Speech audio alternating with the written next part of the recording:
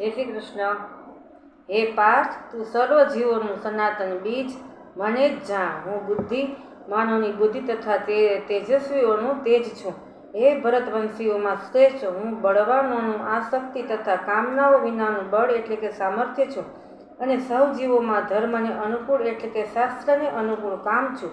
અને વળી જે સત્વગુણમાંથી ઉદ્ભવતા ભાવો છે, તેમજ જે રજોગુણથી અને તમોગુણથી તથા ભાવો છે, એ બધાને તું મારાથી જ થનાર છે એમ સમજ. એમ હોવા છતાં પણ વાસ્તવમાં તેમનામાં હું કે તેઓ મારામાં નથી.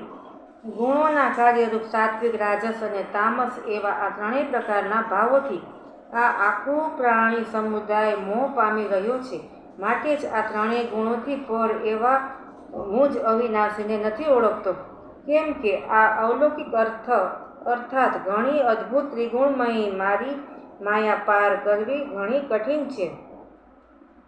પરંતુ જે માણસો માત્ર મને જ નિરંતર ભજે છે, તેઓ આ માયાને પાર કરી જાય છે, એટલે કે સંસાર સાગરને તરી જાય છે.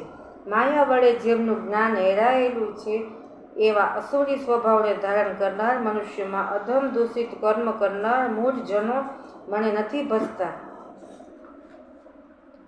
હે ભરત શ્રેષ્ઠ અર્જુન, ઉત્તમ કર્મ કરનાર અર્થાથી આર્ત, જિજ્ઞાસુ અને જ્ઞાની એવા 4 પ્રકારના ભક્તજનો મને ભજે છે. એમનામાંથી હંમેશા મારામાં એકાત્મ ભાવે સ્થિત અનન્ય પ્રેમ ભક્તિ રાખનાર જ્ઞાની ભક્ત ઘણો શ્રેષ્ઠ છે. કેમ કે મને તત્વથી ઓળખનાર જ્ઞાનીને હું અત્યંત પ્રિય છું, અને એ જ્ઞાની મને અત્યંત પ્રિય છે. આ બધાય ભક્તો ઉદાર એટલે કે શ્રેષ્ઠ છે, છતાં એ સર્વમાં જ્ઞાની તો સાક્ષાત મારું સ્વરૂપ જ છે એવો મારો મત છે. કેમ કે એ મારામાં જ મન તથા બુદ્ધિ રાખનાર જ્ઞાની ભક્ત અતિ ઉત્તમ ગતિ સ્વરૂપ એવા મારામાં જ સમ્યક રીતે સ્થિત છે. જય શ્રી કૃષ્ણ.